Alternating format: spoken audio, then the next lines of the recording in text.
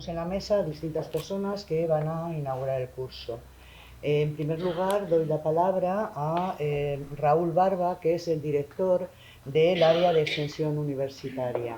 Posteriormente, os daré también yo la bienvenida como decano de la Facultad de Educación y después yo creo que ya cuestiones más prácticas y más de intendencia, los directores del curso, Enrique Díez y Juan Ramón Rodríguez. Vale, Raúl, cuando quieras.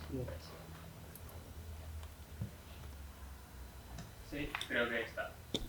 Bueno, pues en primer lugar a mí lo que me gustaría es empezar agradeciendo tanto al profesor Enrique Díez como al profesor Jorge de Juan, que nos encuentra en este momento, por la iniciativa y por llevar a cabo estas jornadas. No solo por la idea de la iniciativa, y que ahora comentaré la importancia que en sí tiene, sino bueno, pues por todo el trabajo que al final conlleva el traer a tantas personalidades y que den una visión tan amplia de la temática que se va a tratar. Asimismo, pues también me gustaría comenzar agradeciendo pues, a todos aquellos colectivos que de alguna manera participan en estas jornadas, el Movimiento de Mujeres Palestinas, la Educación con Palestina, Marea Palestina, la Educación contra el Genocidio y la Red Universitaria por Palestina. Desde la Universidad de León y en específico desde el área de extensión universitaria, pues es un placer apoyar y contar con estas jornadas. Desde el área consideramos que la idea de organizar jornadas, cursos, congresos, es que la universidad tiene que ser un lugar de expansión del conocimiento y de formación. Pero es verdad que esta formación siempre tiene que ir ligada a una serie de valores. En este sentido, es importante considerar que toda esa expansión de conocimiento y de formación también tiene que llevar una transformación social y tenemos que ser conscientes de los problemas sociales que se están produciendo en este momento.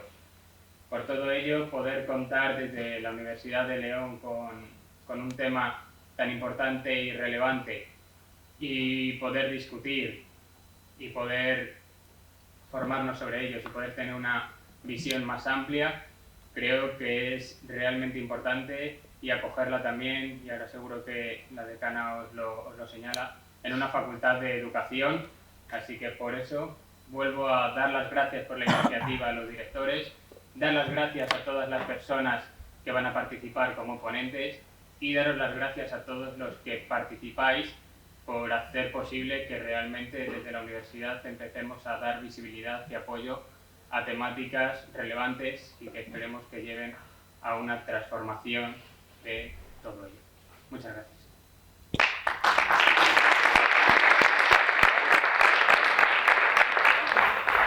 Muchas gracias, Raúl.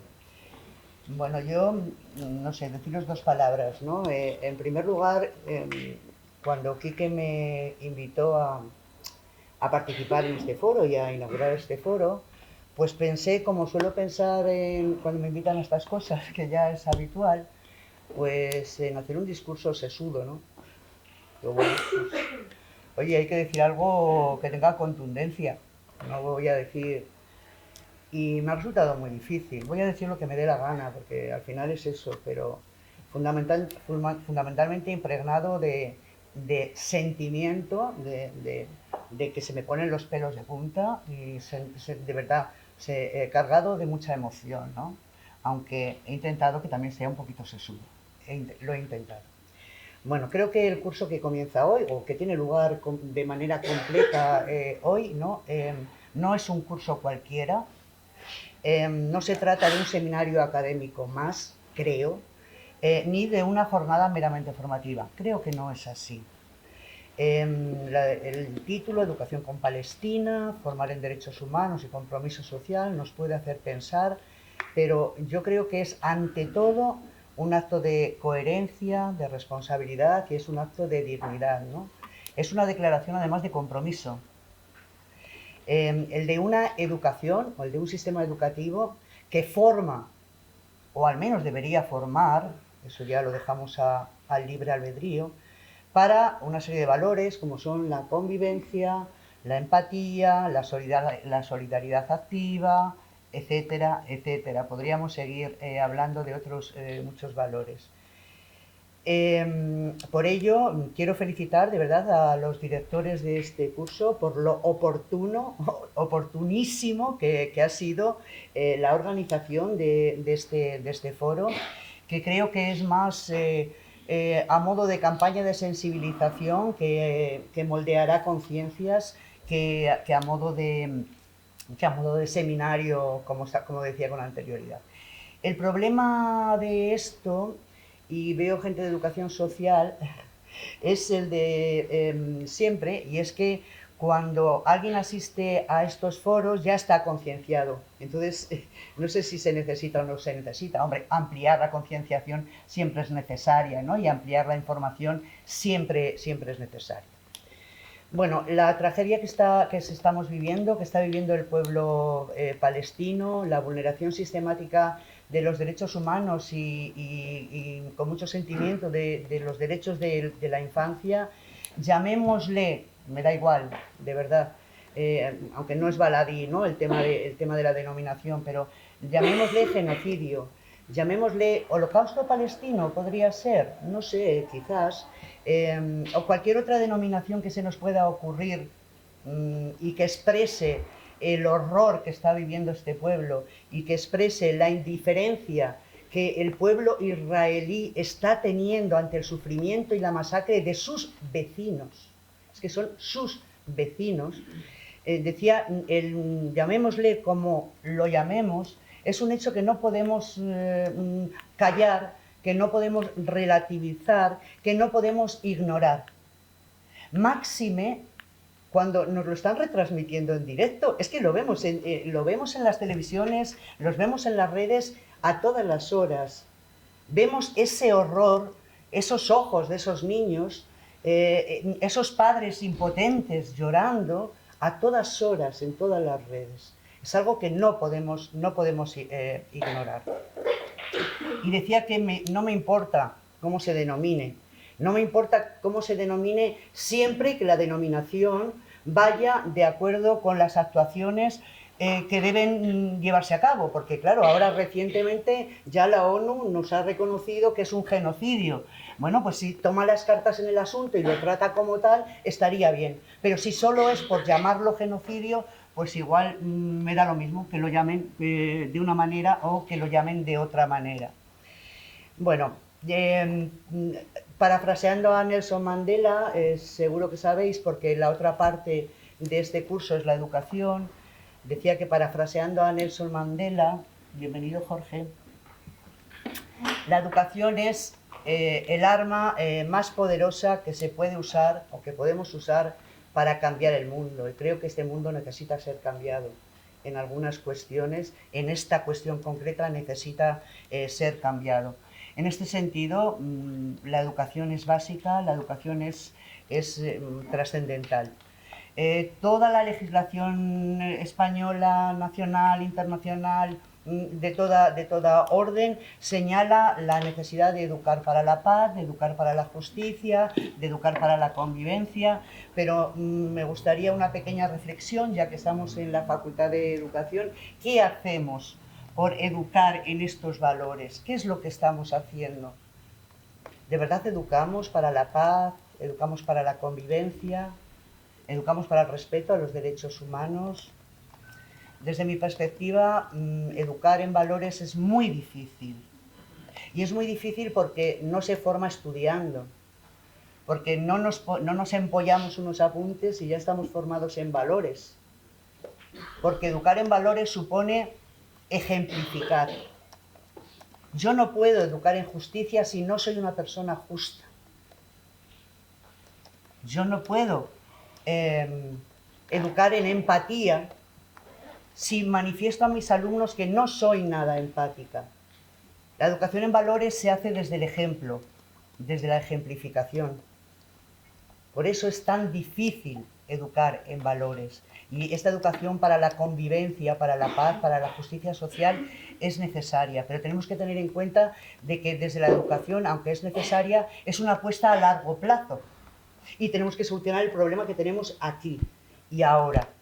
Y para ilustrarnos sobre cómo está la situación aquí y ahora, este foro que se ha creado en este momento, bueno, pues nos trae un elenco de activistas que intervendrán y que nos presentarán el panorama, supongo, del pueblo gazatí desde distintas vertientes según el programa, desde la vertiente de la mujer, desde la vertiente feminista, desde la vertiente académica, desde la vertiente médica o de la salud, desde la vertiente educativa, y ahí está el valor, el verdadero valor de este foro.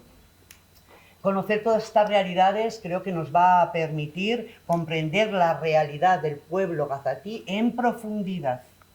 Creo que lo comprendemos, porque a veces una imagen vale más que 1000 palabras, pero con mayor profundidad y en toda su crudeza. Por eso, bueno, sin más, creo que debemos escuchar a quienes nos van a presentar esa realidad. Bienvenidos a todos y que sea un foro realmente que cambie la realidad y que potencie una actuación comprometida. Muchas gracias.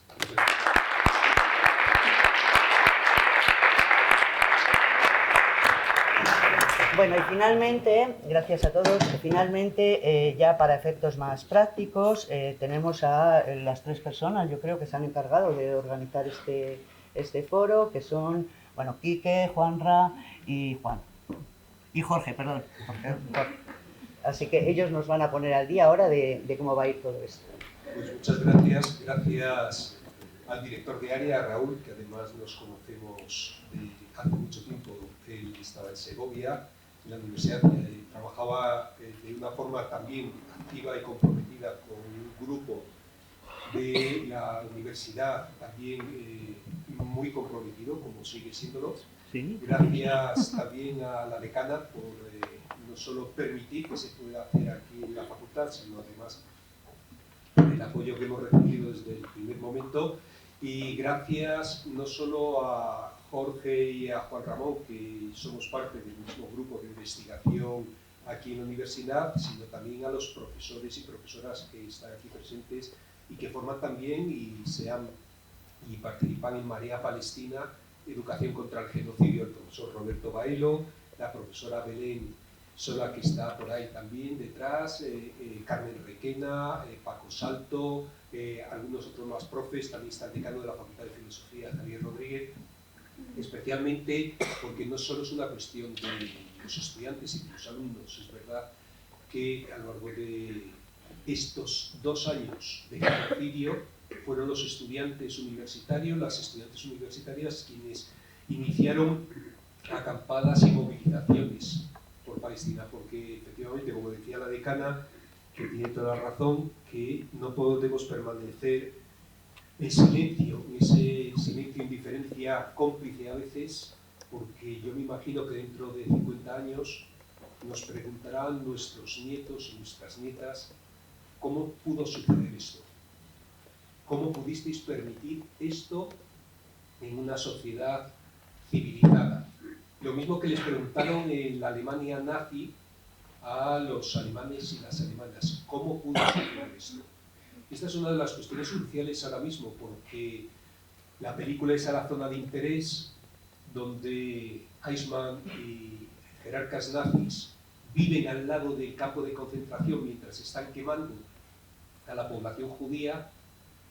Mucha de esa gente alemana podía decir es que no lo sabíamos, pero como bien ha dicho Lourdes, ahora nos lo retransmiten en directo. Por eso, hace 2 meses, 3 meses, solicitamos hacer esta jornada para los estudiantes, porque lo que pensamos es fundamentalmente que la gente joven sois la que tenéis la posibilidad de cambiar la realidad mucho más que la gente que ya estamos en edad bastante más avanzada, y que de vosotros depende la sociedad que queráis construir de cara al futuro, y más en la Facultad de Educación.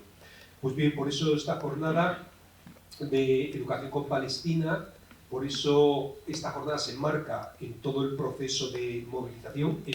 Toda la gente que estáis aquí habéis escuchado a los compañeros Tamara, que tenía que estar aquí, pero debe estar en otro asunto, y Héctor, que han puesto una mesa abajo informativa sobre Marea Palestina, y que les pedimos justamente que estuvieran porque ellos también están organizando y que de alguna forma dan ese rostro visible de la gente joven de educación que está comprometida. Pues bien, lo que va a discurrir la jornada va a ser la primera sesión que vamos a empezar inmediatamente, donde van a intervenir, en principio estaba previsto que interviniera Haldia Al-Bubakra junto con Leila Jubari. Leila está aquí con nosotros y nosotras, muchas gracias, a pesar de todos el problema que he tenido para poder llegar desde Madrid, pero Haldia está en la flotilla, en la Global Summit Flotilla que va a Gaza, Palestina, con ayuda alimentaria, y entonces no ha podido regresar, no ha podido estar aquí con nosotros y nosotras. Ya la tendremos en otras oportunidades. Y también estará el profesor de Estudios Americanos en el Departamento de Ciencia Política de la Universidad de Yale, que es la más prestigiosa en Estados Unidos, a través del profesor Juan Ramón, que nos ayudará en la traducción justamente con él, y estará también su compañera, que es una activista en Estados Unidos y además organizadora comunitaria, a la que le agradecemos también su participación. Y luego por la tarde haremos un descanso de 2 a 4, y por la tarde, a partir de las 4, estará Mohamed Safa, que es un médico oftalmólogo palestino muy implicado en la causa palestina y que ha publicado numerosos libros. Es como leer a Ilan Pappé, bueno, es toda una visión justamente desde la realidad situada. Y al finalizar intervendrán 2 ponentes de Educación con Palestina, que vienen desde Valladolid y Madrid, que son profes, porque Educación con Palestina se planteó en este verano cómo podíamos iniciar un curso con normalidad cuando se estaba cometiendo un genocidio en medio de nuestra realidad. ¿Cómo es posible que podamos iniciar un curso cuando cada día se está asesinando a casi una clase entera de niños y niñas con total impunidad? 18.500 nombres de niños y niñas se ha empezado a leer en León el otro día delante del Instituto Regio Sétima. Se va a continuar leyendo sus nombres delante del Instituto Juan de la Encina, y se irá leyendo delante de centros educativos, porque es impensable que justamente esto se produzca además con el silencio y la complicidad de la comunidad internacional. En ese sentido, se plantearon que teníamos que hacer algo, y estos son parte de las acciones que se están haciendo. Y además intervendremos también profesores de las universidades. Todas las universidades públicas se han involucrado en la red de universidades por Palestina. Ahora mismo están con un encierro en la Universidad de Valencia y en la Universidad de Huelva. También se hizo en el Círculo de Bellas Artes, y se seguirán haciendo estos actos de denuncia, porque lo que se quiere es parar este genocidio. Por lo tanto, vamos a hacer un turno de palabras ahora a continuación. Nosotros nos vamos a bajar, va a quedar el profesor Juan Ramón, y van a subir los siguientes ponentes, Leila Jubari y el profesor de la Universidad de Yale, junto con su compañera, que estarán aquí, y empezaremos ya la primera sesión.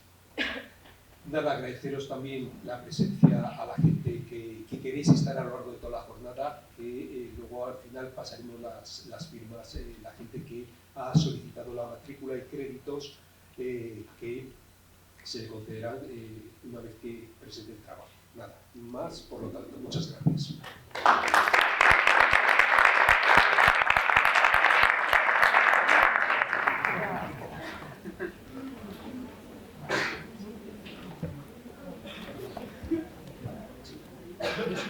Sí.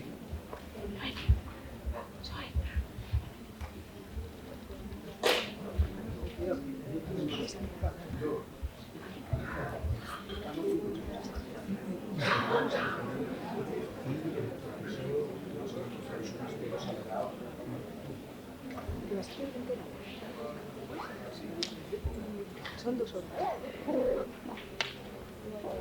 Pero, o sea, ¿Por qué? ¿es Que tú moderas. Sí.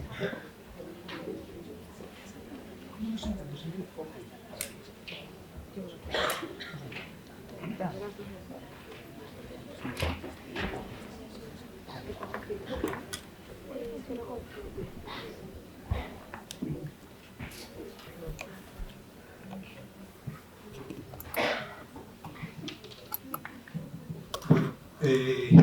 iba a presentar a Jorge, pero al final la presento yo, a Leila. Y vamos a hacer, primero va a intervenir Leila y a continuación va a intervenir Daniel. Bien, pues Leila Ubari es activista palestina, referente de la lucha palestina en el Estado español. Ella también está, además, forma parte del movimiento feminista y anticolonialista Al-Karama, que lo ha fundado Khaldi Al-Bakra, que no ha podido estar hoy aquí con nosotros y nosotras, y también forma parte del movimiento de juventud palestina. Sin más, Leila.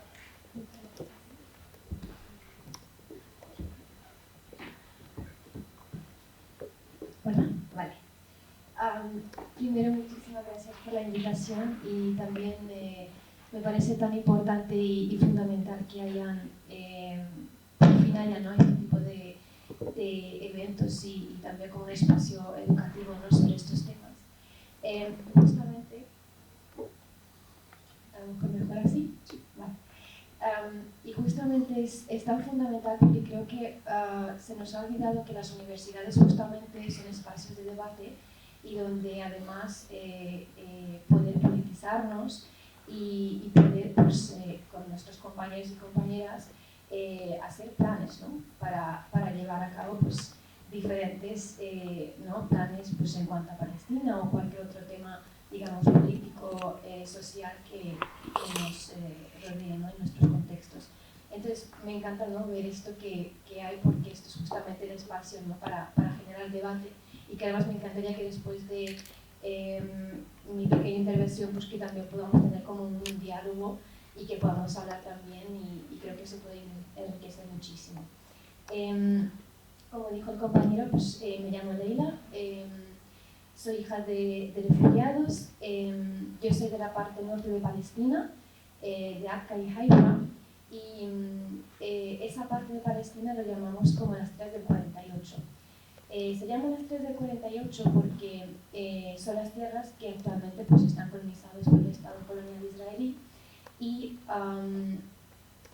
cuando decimos tierras del 48 significa que estamos refiriéndonos como también a la Palestina histórica, ¿no?, antes de lo que fue la Nakba, ¿no?, que fue en 1948 cuando empezó, ¿no?, ese proyecto colonial, aunque también ya empezó anteriormente, pero que eso fue como en el momento que empezó, digamos, como un genocidio intensificado.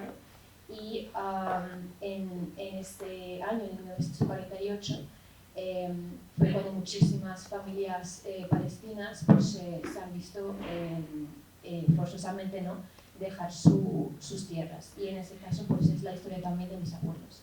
Entonces, pues, en ese caso yo soy como palestina en diáspora, ¿no? Bien.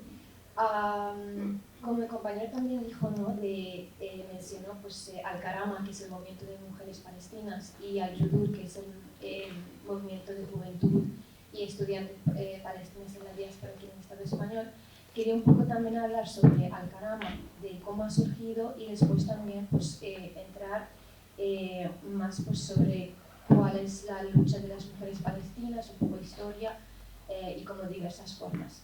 Bien, Al-Karama surgió en 2017 porque hemos visto la necesidad de que las mujeres palestinas tienen que tener un espacio donde, digamos, tener un espacio donde podamos estar conectadas y seguir con esa lucha de liberación. Porque al ser mujeres palestinas en la diáspora, tenemos, digamos, algunos privilegios que nuestras compañeras no tienen. Entonces es entender cuáles son nuestros privilegios y desde ahí, pues, también seguir, ¿no?, esa lucha para la liberación de Palestina, ¿no? Porque no puede ser simplemente que las compañeras que siguen en Palestina o que siguen en los campos de refugiados en países árabes, sino que también nosotras tenemos un papel fundamental y más cuando vivimos, ¿no?, en países, digamos, que tienen una gran herencia colonial y unos países, ¿no?, imperialistas. Entonces es muy importante, ¿no?, también combatir el colonialismo, ¿no?, desde estos territorios. Por otro lado, también vemos muy importante tener un espacio donde podamos también formarnos. Es decir, una persona palestina, por ser palestina, no tiene legitimidad para poder hablar sobre la liberación de Palestina. Es decir, tiene que haber un proceso donde haya habido, pues, una politización, tiene que ser una persona que se haya organizado y que haya entendido cuáles son los impactos del colonialismo y que además cuáles, digamos, ¿no?, diferentes procesos o teorías anticoloniales y de cómo se puede, ¿no?, seguir, digamos, los pasos de nuestros compañeros que estén en Palestina.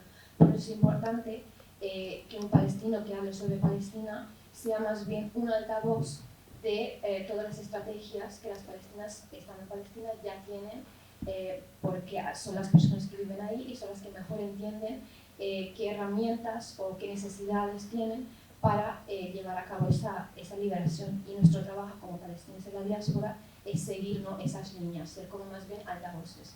Por eso es tan importante también de autoformarnos internamente, ¿no?, también. Por otro lado, también vemos súper importante poder tejer redes. Por ejemplo, esto es un espacio como un ejemplo también de poder tener relaciones, pues, con diferentes, digamos, colectivos también, porque al final se ha demostrado a lo largo de la historia que cuando se consiguen cambios es cuando se tejen esas redes y que hay una, no como una unidad de colectivos. Como un ejemplo, hemos vuelto hace unos días, ¿no?, la Vuelta Ciclista, y justamente eso es un gran ejemplo, ¿no?, de cómo diferentes colectivos se han unido y han conseguido parar, ¿no?, esa Vuelta Ciclista, donde participaban pues, personas del Estado colonial israelí que forman parte, ¿no?, del ejército de ocupación israelí. Entonces, ¿no?, por eso es importante, ¿no?, de autoorganizarse y unirse con diferentes colectivos para que la solidaridad se materialice y que tenga, ¿no?, un efecto real y que no se quede como algo simbólico. Bien, para entrar ahora más bien un poco sobre la historia del movimiento de mujeres palestinas, cuando hablamos sobre la lucha de las mujeres palestinas hay que tener en cuenta que a lo largo de la historia, creo que todas hemos visto, y esto es algo general, global, en todos los países, en todos lados, que muchas veces, pues, se invisibiliza, ¿no?, la lucha de la mujer. Muchísimas de nosotras creo que hemos visto, ¿no?, de que a lo mejor conocemos no sé, grandes personalidades, pero que han sido hombres y que a lo mejor no conocemos tanto sobre mujeres. Entonces es como muy importante, ¿no?, rescatar esa memoria histórica también del movimiento de las mujeres y todo lo que han aportado. Pero en el caso de Palestina es curioso porque esta invisibilización de la lucha de la mujer viene más bien por el colonialismo. El Estado colonial israelí tiene muy claro, y lo ha visto ya a lo largo de muchísimos años, el papel fundamental que ha tenido la mujer palestina y todo lo que ha aportado para la liberación. Y eso se ha visto desde los inicios. Hemos visto ya incluso cuando en 1917 con la declaración de Balfour, como por ejemplo las mujeres palestinas se han unido, tanto campesinas como burguesas, se han unido y han plantado, ¿no?, cara a ese proyecto colonial que estaba poniéndose, ¿no?, en marcha. Entonces se ha demostrado, ¿no?, que desde los inicios las mujeres han tenido un papel fundamental y el colonialismo, ¿no?, el Estado israelí, su objetivo es invisibilizar esas luchas para que haya una más bien mirada, una visión de la mujer palestina desde una perspectiva más bien como orientalista. Cuando digo orientalista me refiero desde como una lente que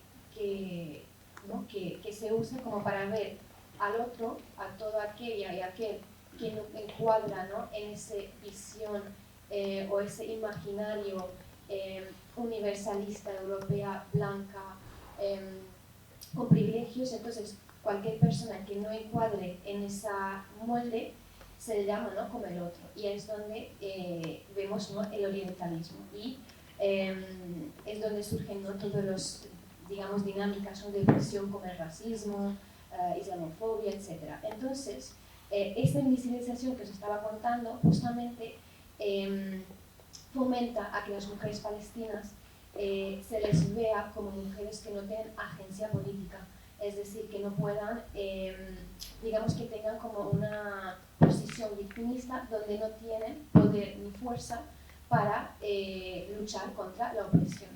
Y en el momento que se normaliza esa visión de la mujer como victimista, como no tiene ese poder, ¿no?, de luchar contra su opresor, en el momento que la mujer demuestra efectivamente que se ha luchado y ha tenido un papel fundamental en esa liberación, ¿qué pasa? Y eso lo hemos visto muchísimas veces, pues se le categoriza, ¿no?, como bárbaro, se le categoriza como terrorista, y no, eso es muy importante verlo también, ¿no?, de que por qué hay esas dinámicas hoy en día, ¿no? Por eso mismo hay esa invisibilización de la mujer palestina. Bien, además se ha visto que las mujeres palestinas desde los inicios se han estado formando, ¿no?, organizando, y en 1921 hubo como el primer congreso de mujeres palestinas en Jerusalén, y a partir de ahí, a partir como del 1930, en ese periodo, se han formado más de 200 organizaciones de mujeres, ¿no?, por la liberación. Entonces, como no es muy importante ver como más de 200 organizaciones se han creado para la liberación de Palestina. Es fundamental, ¿no?, y que además nos demuestra cómo ha habido como un activismo muy, muy potente. Después, es cierto que en el principio la organización de las mujeres ha sido más bien como asistencial, pero más tarde también las mujeres han tenido más bien una implicación más bien política, ¿no? Y se ve, ¿no?, como hay ese, digamos, como salto cualitativo, y como también en el momento que forman parte de, más bien en espacios políticos, como es más efectivo también su lucha. Bien, también hemos visto como tanto en la primera intifada como en la segunda intifada las mujeres también han tenido un papel fundamental, ya no solo como participación activa como guerrilleras, como mujeres que han formado parte, ¿no?, de lucha armada en estas dos intifadas, sino también mujeres que, por ejemplo, han estado ayudando a la resistencia, ¿no?, de, por ejemplo, qué rutas tomar, qué rutas no ir, a lo mejor pues el custodio de armas, es decir, como que han tenido como diversos papeles, ¿no?, en la primera y segunda intifada. Por lo tanto, vemos, ¿no?, como a través de la historia han tenido una participación pues, muy importante. En cuanto a los tipos de resistencia o tipos de lucha que han llevado a cabo las mujeres palestinas, primero tenemos que tener claro cómo se materializa el colonialismo, qué forma tiene el colonialismo. Cuando hablamos de colonialismo hablamos, por ejemplo, de checkpoints militares, que son entre diversas pues, ciudades dentro de Palestina, o incluso de un calle a otro tienes un checkpoint donde te van a registrar, te van a detener, te van a retener ahí a lo mejor durante muchísimas horas o un día entero, y tú, por ejemplo, tienes que ir a clase en la universidad, o tienes que trabajar, o tienes que ir al médico y no puedes ir porque hay un ¿no?, soldado que te impide pasar, ¿no?, de esos checkpoints.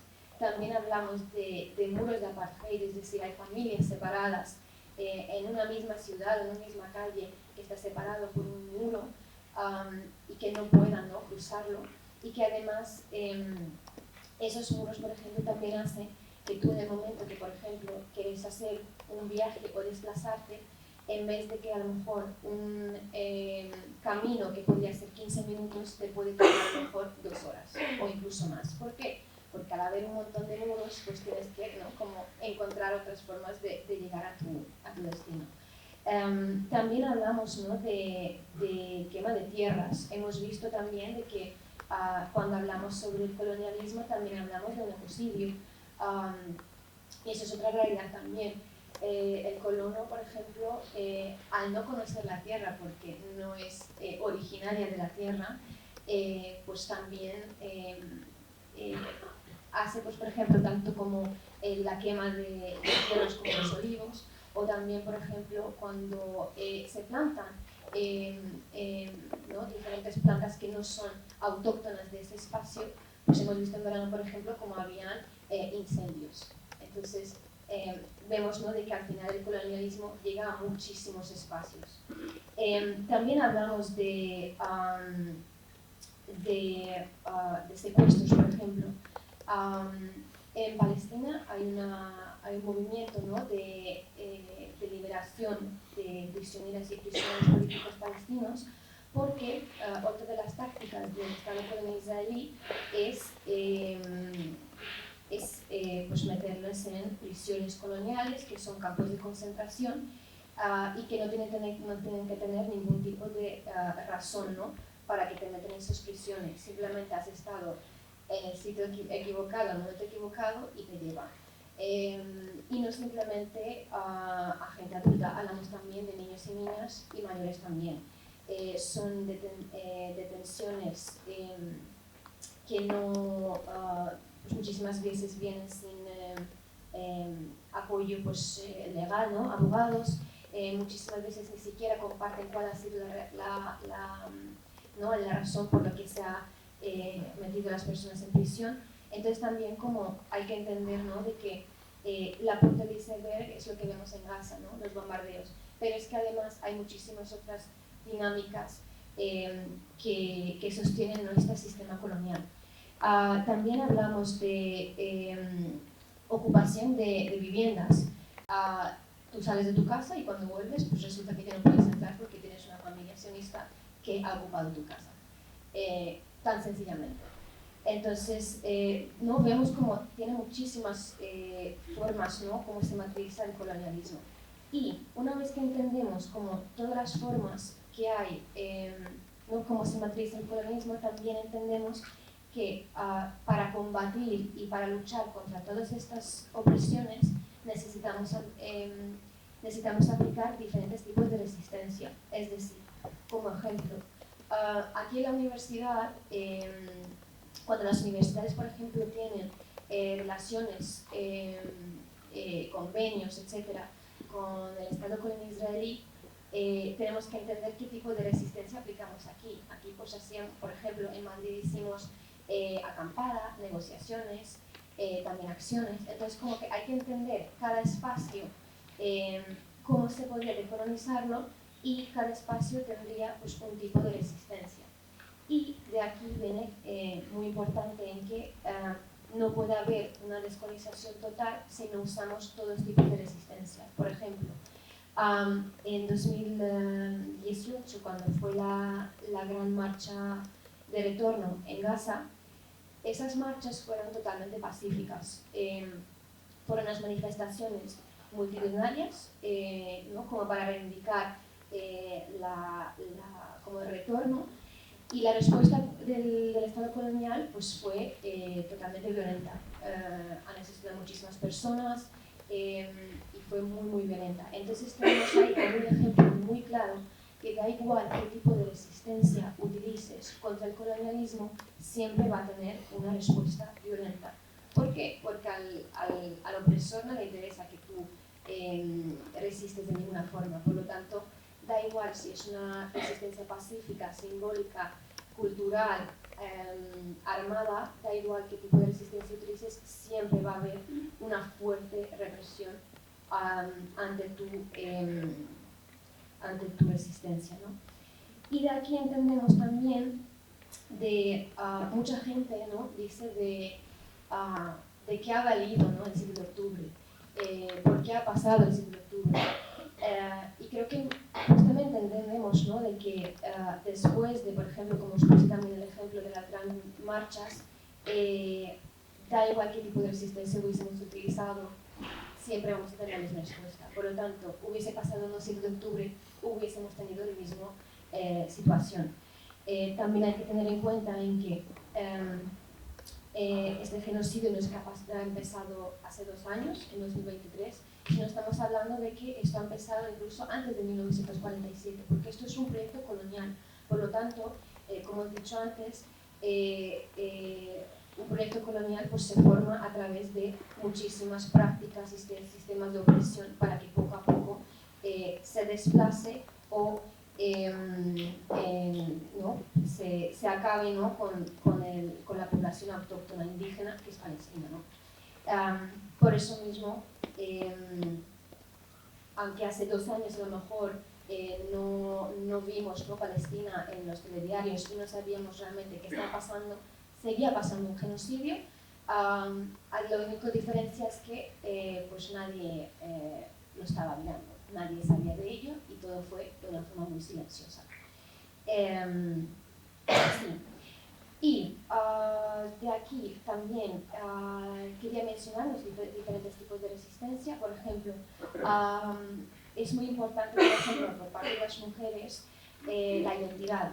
Todas las mujeres que tienen hijos y hijas tienen ese labor fundamental de traspasar lo que es la cultura palestina, los valores palestinos, la historia, la memoria histórica y todo lo que, ¿no?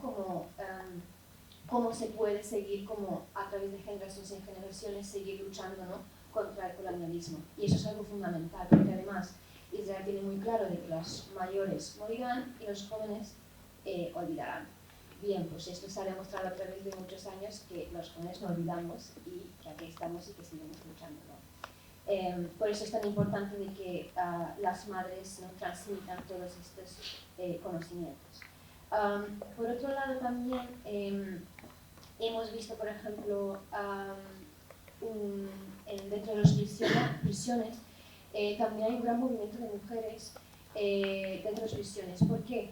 Es verdad que hay menos mujeres en las cárceles que hombres, pero se ha demostrado cómo hay una gran conexión entre las mujeres palestinas dentro de las prisiones y que además mucha gente piensa que una vez que tú entras en prisión, como que tu activismo político, tu lucha se acaba ahí. Y es justamente lo contrario. En el momento que tú estás en una prisión, ahí es donde incluso aflorece más tu lucha y es cuando conoces también muchísimas mujeres que tienen diferentes conocimientos y entre todas también transmitís, ¿no? esos conocimientos para seguir formándonos, ¿no? para estar preparadas también, ¿no? como tener herramientas, ¿no? que utilizar contra el colonialismo. Incluso en las prisiones hemos visto cómo han hecho huelgas de hambre o, por ejemplo, huelgas de hambre o como manifestaciones o cualquier tipo de acción, por ejemplo, para tener libros también en las prisiones, ¿no? para poder seguir estudiando. Hay gente que ha sacado sus carreras ahí, hay gente que ha escrito sus libros ahí, que lo han escrito como en papeles pequeñitos que tuvieron como que sacarlo de contrabando y que luego fuera de la cárcel lo han publicado. Entonces como que la cárcel no es el fin, sino que hay muchísimas formas de resistencia dentro de los cárceles y es muy importante también tenerlo en cuenta porque al final las prisioneras son como la columna vertebral, ¿no? de esta resistencia, son las que también nos guían y ponen como la línea política de cómo debería ser la liberación. También otro punto muy importante que es la educación. En Palestina hay unos estudios y unos digamos gráficos, porcentajes que demuestran que en Palestina, en todo el mundo árabe, el mayor número, ¿no? de mujeres formadas de estudios superiores es en Palestina. ¿Por qué? Porque saben muy bien que la educación es otra forma de resistencia. En el momento que tú te educas, ya seas profesora, médica, reportera, lo que sea que elijas, es una forma también de resistir, porque tu trabajo también es una forma de ¿no? como, exponer lo que es el colonialismo y directamente combatirlo. Por lo tanto, la educación es algo fundamental y las mujeres esto lo saben muy bien. Por otro lado también hay muchísimas mujeres también que han formado parte de diferentes grupos armados también, de resistencias, porque hay que recordar también que teniendo en cuenta y claro, ¿no? y más durante estos 2 años que lo hemos visto muy claramente cómo es el colonialismo, tenemos una resolución que es el 3070. Bien, esta resolución de la ONU dice que un pueblo bajo colonización tiene el derecho legítimo de resistir a través de cualquier método. Eso incluye también armado. Y creo que también tenemos que entender que es una posición privilegiada esperar que un pueblo bajo colonización y bajo todos estos sistemas de opresión, su respuesta ante una colonización tan violenta sea pacífico, porque es algo que se ha demostrado que nunca ha funcionado. Pero sí que hay que tener en cuenta que necesitamos aplicar todo tipo de resistencia. Simplemente la armada no funcionará, porque, por ejemplo, en las universidades hay que usar otro tipo de resistencia para decolonizarlos. Entonces, hay que usar todo tipo de resistencia. Y cualquier persona que niegue ese derecho legítimo, además, al pueblo palestino, pues digamos que no es desde una perspectiva muy colonial y no es realista. Además, a través de la historia también hemos visto, como por ejemplo con Argelia, más de 100 años de colonización, como también se ha liberado Argelia y también fue a través de diferentes resistencias, también incluida la armada. Por lo tanto, es un derecho legítimo. Y es más, esta resolución además tiene otro punto que es muy interesante, y es que también obliga a los países a que no simplemente apoyen de forma moral, sino también política y materialmente. Por lo tanto, vemos también como, por ejemplo, en este caso, se ha estado movilizando muchísimo, ¿no?, para el corte diplomático, o por ejemplo, el embargo de armas, ¿no?, o el embargo de armas, y también el tema de compraventa de armas con Israel, como se ha movilizado también, ¿no?, para que esto se ponga efectivo en el gobierno. Sin embargo, hasta ahora no se ha puesto en marcha. Es verdad que tuvimos las semanas pasadas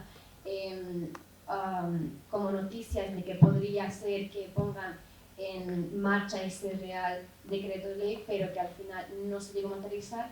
Y ahí es como vemos también como una vez más se ha, digamos, faltado, ¿no?, lo que es, por ejemplo, esta resolución, como dice que en este caso se debería tanto cortar relaciones y además apoyar materialmente, políticamente y moralmente también lo que es la resistencia palestina. Y otro punto más también muy interesante, y es que hemos visto como diferentes países cómo se han reunido con representantes del Estado colonial israelí. Sin embargo, no hemos visto ni un solo país europeo reunirse con diferentes facciones de resistencia. ¿Cómo pretendemos hacer juicio, cómo pretendemos criticar a un movimiento de liberación palestino, a diferentes facciones de liberación palestina, si ni siquiera hemos tenido, si ni siquiera nos hemos sentado con ellos y ellas y preguntar qué es lo que piensan, qué es lo que proponen, cuál es la línea política? Por lo tanto, hasta que no haya un diálogo, ¿no?, con las diferentes facciones de resistencia palestina, creo que también es muy hipócrita, ¿no?, usar estas palabras de terroristas, ¿no? Entonces también es importante. Bien, y ya por terminar, creo que vamos a el tiempo, quería también mencionar el tema del feminismo. Es muy importante tener en cuenta que cuando hablamos de feminismo, verlo desde una perspectiva interseccional. Cuando hablamos de interseccionalidad, hablamos de que una mujer la atraviesan diferentes realidades. Realidades, por ejemplo, económicas, clases sociales, culturales, religión, ¿no?, un montón de tipos de características. Por lo tanto, hace que cada mujer también sea única en su situación. Por lo tanto, no podemos esperar imponer un tipo de feminismo a diferentes mujeres, sino hay que entender cada mujer, su contexto y la realidad que atraviesa y cuáles son sus necesidades. ¿Por qué digo esto? Porque también en este caso hemos visto muchas veces que el feminismo desde Europa siempre tiene una visión muy como paternalista, de tutelaje, muy de salvar, ¿no?, a la otra, imponer, ¿no?, el tipo de lucha o las necesidades que pueden tener o podemos tener como mujeres ¿no? aquí en Europa, cuando esas necesidades a lo mejor no son las que otras mujeres necesitan. Entonces es muy importante también escuchar a las otras mujeres y entender cuáles son sus necesidades y cómo quieren llevar a cabo el feminismo, ¿no? Por supuesto teniendo en cuenta que el feminismo pues, tiene ¿no? las bases que todos tenemos claro, que es la igualdad entre mujeres y hombres, etcétera, etcétera, ¿no? Pero sí que es verdad que tienen diferentes características, entonces no se puede imponer ni tener ese tutelaje ni visión paternalista. En este caso, por ejemplo, también hablo muchísimas veces de como por ejemplo una mujer que lleva el velo, directamente como que queremos salvarla y que debería quitarlo porque es que la pobrecita está oprimida. Bien, si hablamos de que el feminismo es que tengamos la libertad de elegir cómo vestimos, cómo hacemos nuestras vidas, creo que significa que vamos a dejar que todas nuestras compañeras elijan la vida que quieren llevar de forma libre, ¿no? Entonces una mujer que quiere practicar su religión y llevar velo es totalmente legítimo y está en su ¿no? libertad de elegirlo. Por lo tanto, hemos visto muchísimas veces como el feminismo europeo como les ha como apartado ¿no? del escenario en vez de pues, ¿no? como hacer alianzas. Y bien, yo dejaría aquí mi parte porque creo que me ha extendido muchísimo. Si luego tenemos tiempo para debate y pregunta, me encantaría también escucharos y muchísimas gracias por vuestro tiempo.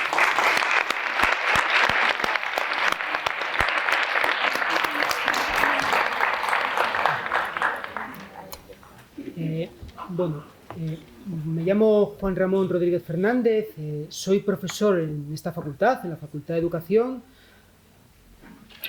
¿Ahora mejor? ¿Ahora? ¿Ahora qué tal?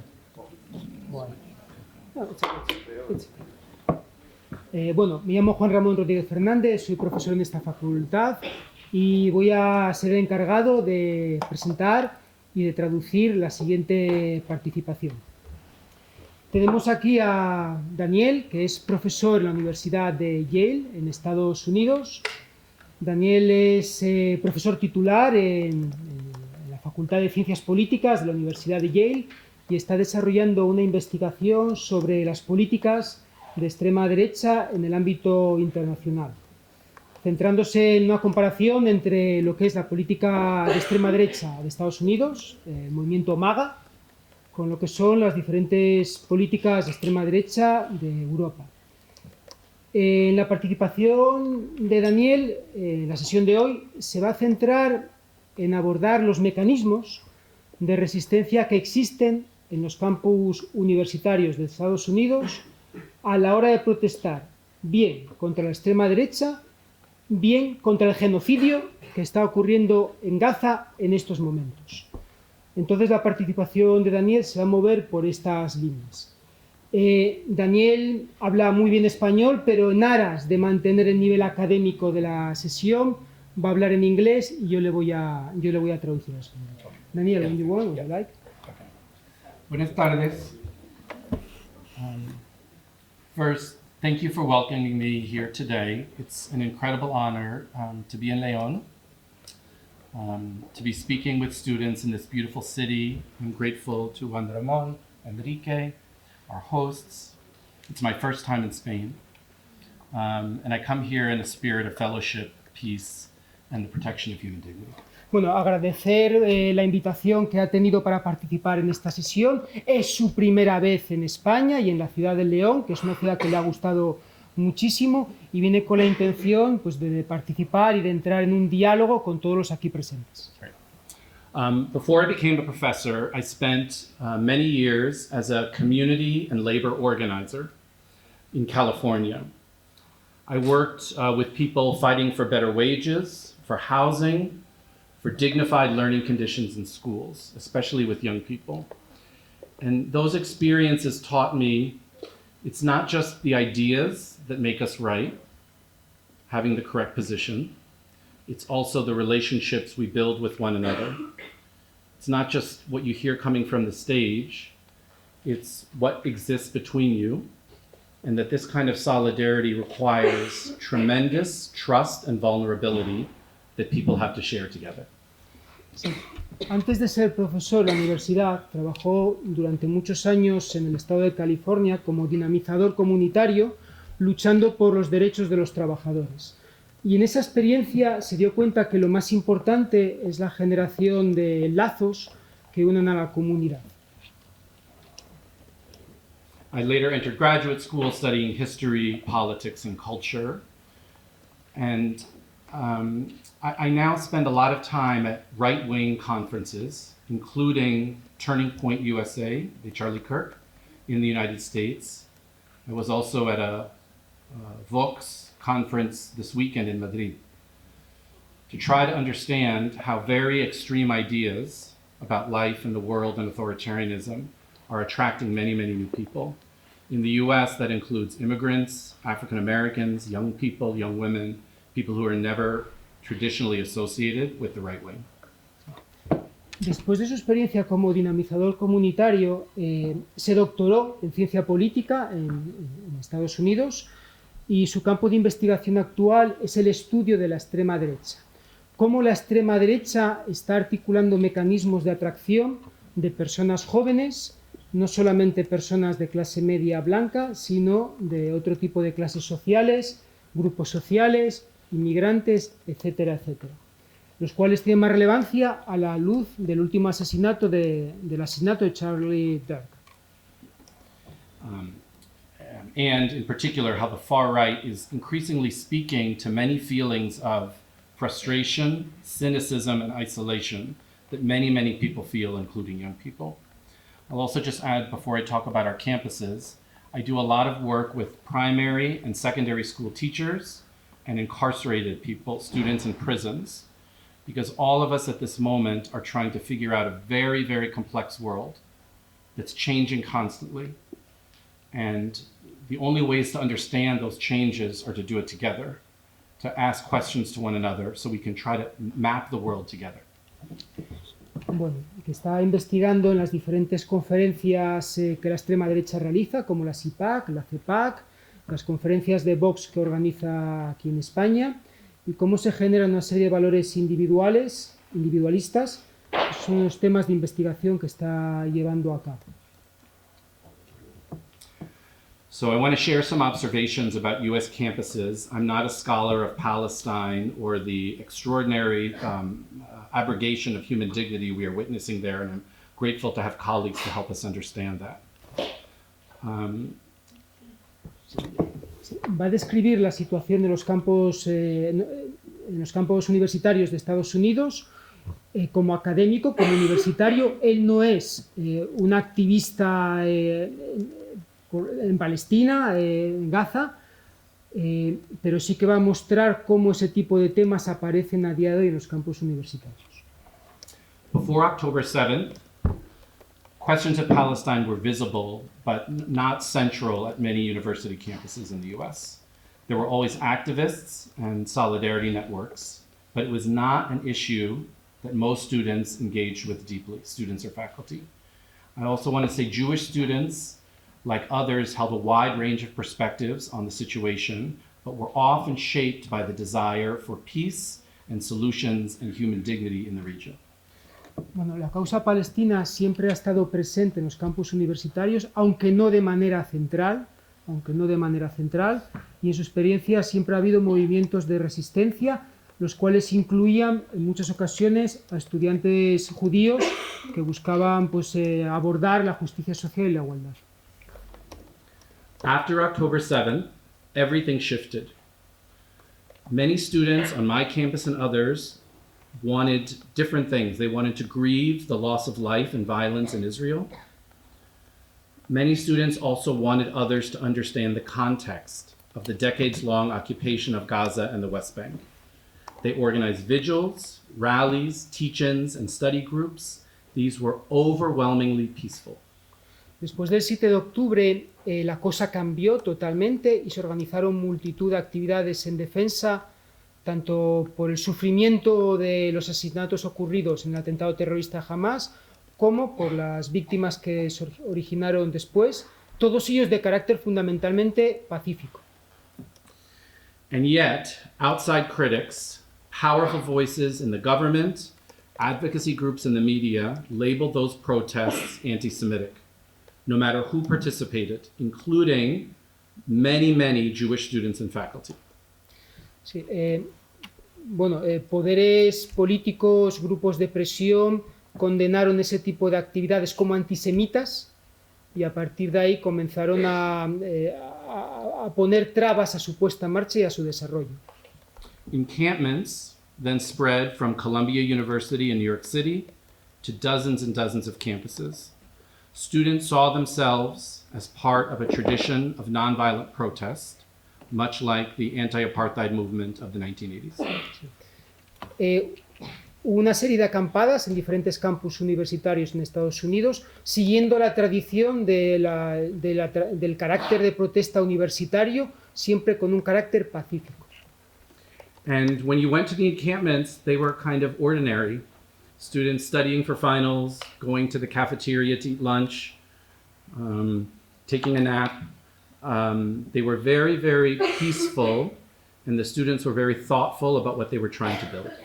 En las acampadas lo que había era estudiantes normales, pues gente que estaba haciendo exámenes, pues que iban a la cafetería, que hacían vida universitaria normal y que lo único que querían era dialogar y comprender en mayor profundidad lo que estaba ocurriendo. But the response they soon met was extraordinary. Universities brought in local police. Students were arrested, suspended, and even expelled. Faculty who tried to defend them were pushed aside and in a few cases physically assaulted. La respuesta dada por las autoridades universitarias fue extraordinaria en el sentido de reprimir tanto las acampadas como los movimientos de profesores universitarios que se posicionaban a su favor. This sent a chilling message. Students saw their peers punished not for violence or disruption, but for raising their voices. They saw their universities, places that claimed to defend free speech and expression, turn against them. Esto mandó un mensaje aterrador a los estudiantes que veían como compañeros eran castigados, arrestados simplemente por protestar. Cynicism deepened and a culture of fear spread. In some cases, students who simply signed a letter calling for a ceasefire saw their faces put on mobile billboards, driven around campuses, branding them as enemies.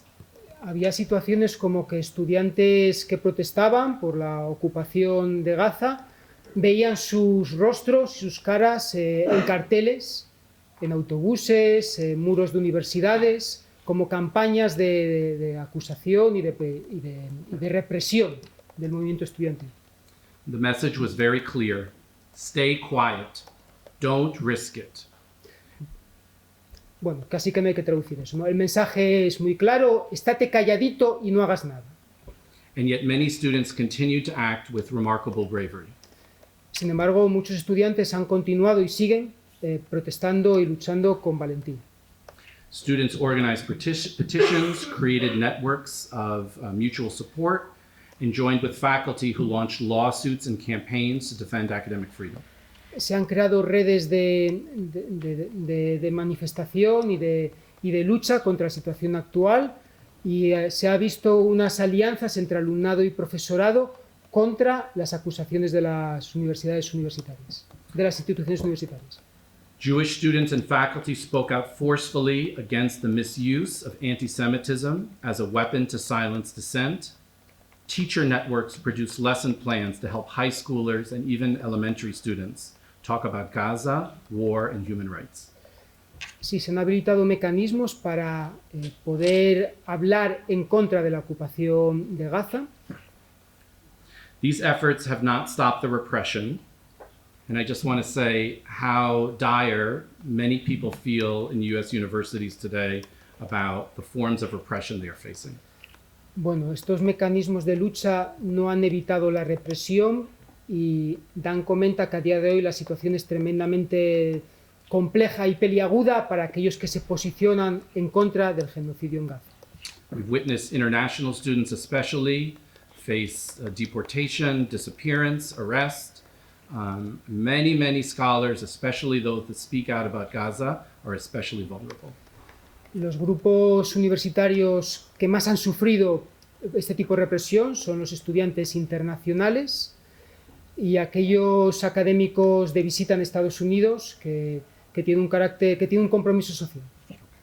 To conclude, we are living in a moment of extraordinary uncertainty and crisis, wars, climate disasters, political instability. In the face of this, it's so easy to feel isolated, cynical, and overwhelmed. Bueno, para finalizar, vivimos en tiempos muy complejos, con problemáticas de carácter mundial urgentes, como el cambio climático, y ante estas situaciones es fácil caer en sentimientos del cinismo o del individualismo. I work with many teachers, and we're always stressing that, students, all of you, your younger siblings, you see all of this. You see the horror on your screens. You see people living without housing. You see suffering all around you. Dan trabaja con maestros, con profesores, con alumnado. We see all around us the suffering in Gaza, but in our own communities, and a profound fear for the future. Vemos el sufrimiento constante y diario, tanto en los medios de comunicación como muchas veces en nuestro día a día. And we need places to understand this, why it's happening, and what can be done about it. Y necesitamos lugares para comprender por qué está ocurriendo esto. Universities and classrooms have to be those places. When they cease to be those places, that's when people get drawn to much more authoritarian ideas. Las universidades y las clases son los espacios para debatir, comprender y estudiar estas cuestiones. Cuando estos espacios desaparecen es cuando comienzan los movimientos xenófobos y ultras.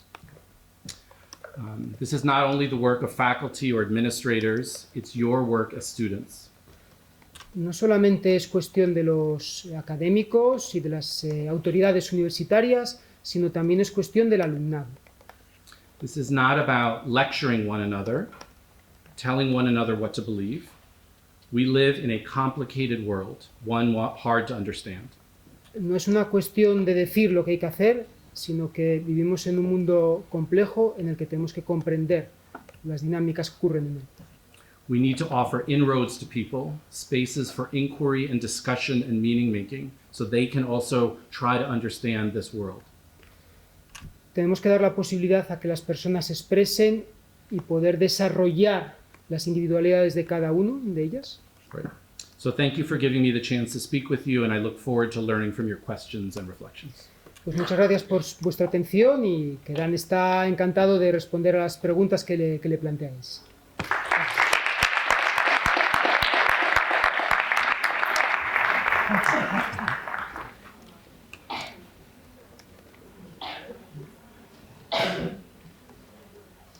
Hay micrófonos para participar.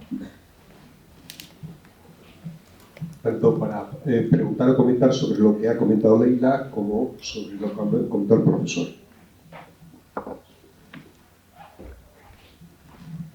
Jorge.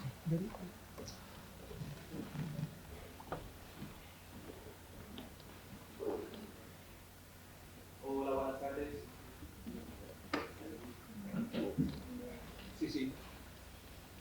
Sí, que habla, que se oye bien. Sí. ¿Se oye bien? Sí. Vale. Bueno, yo me llamo Ariel, yo soy palestino, soy de ingeniería industrial en la Universidad de Lyon. Quiero agradecerles muchísimo por lo que han visto ahora mismo. Y quiero comentar una cosa muy importante también. ¿Por qué nosotros, por ejemplo, tenemos que resistir o estar con el pueblo palestino? Es una cosa muy importante. Tenemos que decirla.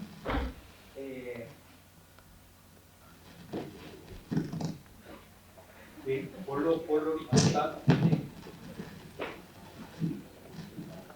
Ahí. Ponlo horizontal así. ¿Puedo hablar? Sí. Bueno, vete aquí y habla de frente, te escuchamos. Bueno, ¿me escuchan? Sí. tenemos que tener en cuenta una cosa muy importante y explicar a los demás también. Que hoy en día, si hay gente que se están poniendo encima de los derechos humanos de los demás, mañana se van a poner encima de tus derechos humanos. Entonces, por eso es muy importante es estar y decir lo que está pasando y explicarlo a los demás. Muy importante porque hoy en día yo, por ejemplo, como un palestino, es verdad, por ejemplo, lo que está pasando, se están rompiendo ahí los derechos humanos, se está pasando ahí un genocidio, yo no puedo hacer nada, la gente ahí no puede hacer nada. Tú, por ejemplo, puedes hacer algo, solamente por decirlo y explicarlo a los demás y saber, por ejemplo, cosas. No hace falta que tengas una idea muy profunda, solamente con tener ideas, como por ejemplo, ¿qué ha pasado en el 1948, cómo empezó el Estado israelí, y por ejemplo, lo que está pasando en Gaza, como por ejemplo, ¿y por qué está pasando todo eso? Y explicarlo a los demás es suficiente para proteger sí, los derechos de los demás, para que mañana tú no tengas la misma situación. Por ejemplo, si por ejemplo en cualquier situación, no tienen que ser por ejemplo israelíes, pueden ser otros, pero si una persona hoy en día se pone encima de los derechos humanos, así, y no le decimos nada, pues mañana seguramente vendrá otro y se pone en su lugar. Y va a hacer una violencia hacia otros pueblos. Y por eso tenemos que estar todos juntos en contra de cualquier persona se pone encima de los derechos de las Naciones Unidas y de los derechos humanos. Lo que tenemos que hacer, en mi punto de vista, una cosa principal es explicarlo que lo que está pasando ahí es un genocidio, aparte de que, por ejemplo, de qué partido soy, o de quién soy, o de qué estaba. Hay gente que está muriendo ahí. Eso es lo que tenemos que explicar. No hace falta que sea, por ejemplo, con todo mi respeto, por ejemplo, de algún partido político, de otro, porque si vemos a una persona que necesita una ayuda, tenemos que ayudarle. Eso es lo que tenemos que explicarlo a la gente que está a nuestro alrededor. ¿Por qué? Porque si lo explicamos a los demás y los demás lo entiendan, así creo que es la forma más básica para ayudar a los demás y llegar a nivel de ayudar lo mínimo. Y por mí, yo lo veo es muchísimo ayudar de esta forma. Y muchísimas gracias.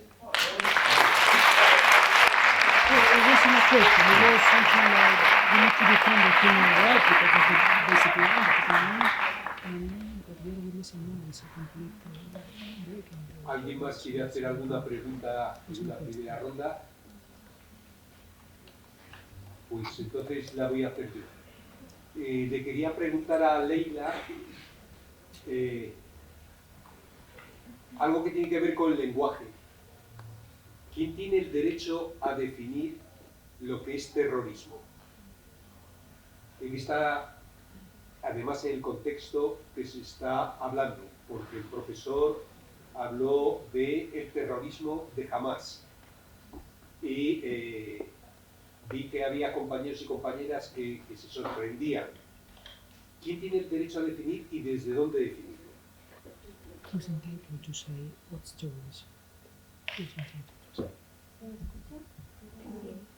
Sí. Ahora, muy buena pregunta, me gusta muchísimo. Bien, efectivamente, lo que mencionábamos antes, ¿no?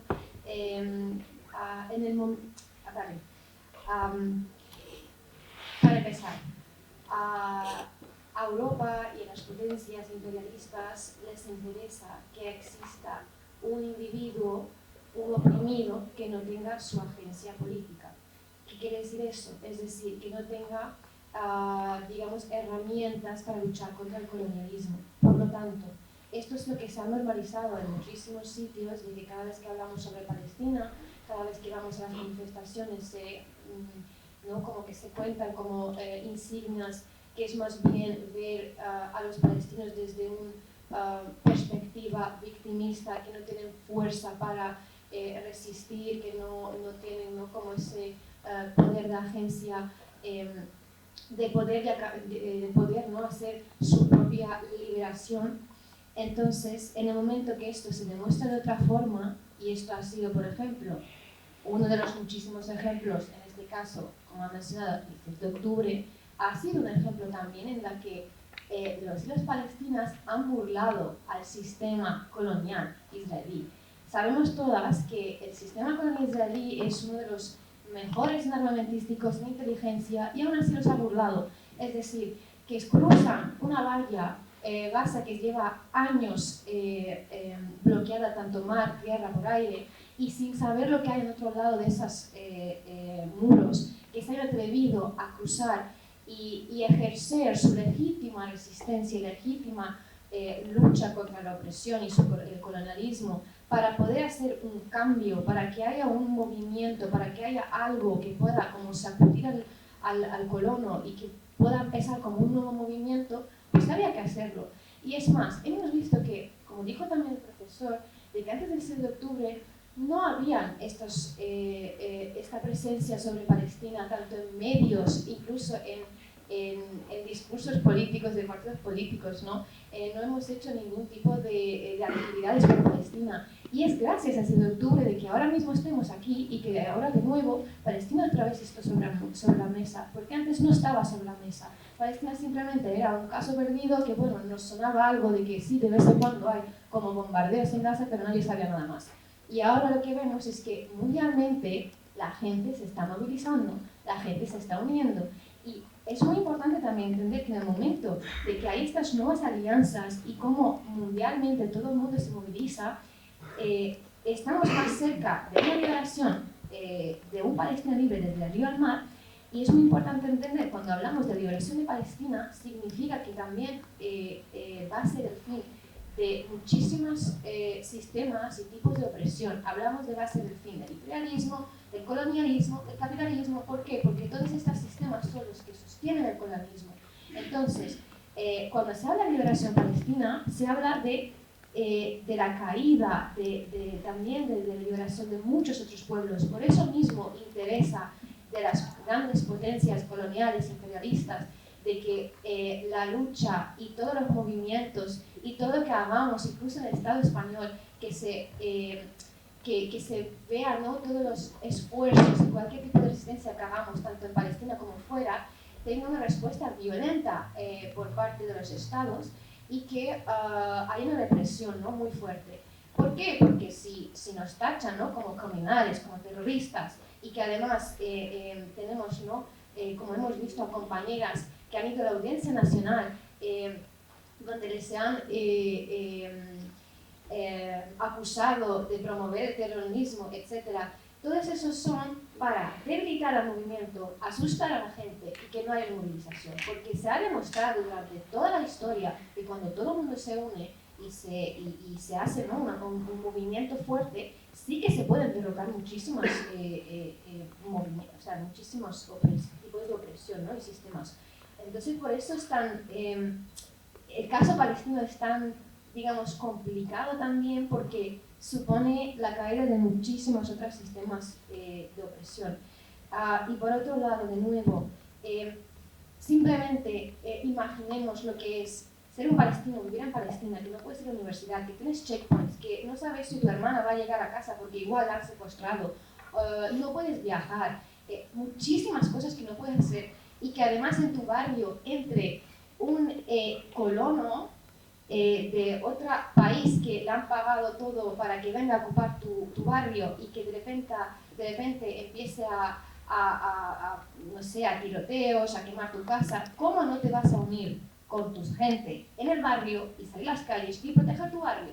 Y de ahí, de estos campos refugiados, es donde surgen esos jóvenes que sí cogen armas. Porque yo creo que si en este barrio tenemos este problema de que viene gente a dispararnos y a quemar nuestra casa, etcétera, etcétera, pues sí, igual deberíamos también proteger a nuestras familias, nuestros vecindarios, y sí hay que salir con las armas. Y creo que no hay nada malo en eso.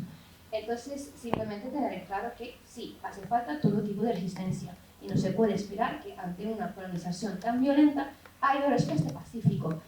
¿Qué hago? ¿Hago una huelga de hambre? ¿Hago una manifestación en Palestina? Es que se ha hecho ya una vez, se ha hecho muchísimas veces y no ha habido ninguna respuesta, porque es que el colono no te va a decir, muy bien, te doy aquí los derechos, muy bien, te voy a liberar. Es que no lo va a hacer, porque no es su interés. Por lo tanto, sí, hay que aplicar todo tipo de resistencias.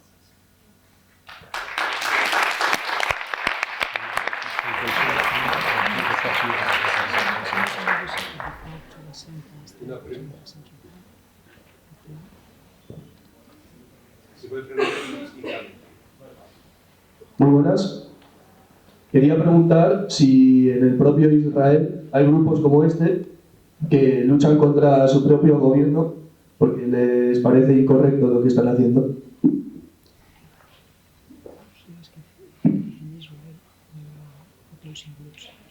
No sé si entendí bien porque eso es un poco raro. Sí, muy bien.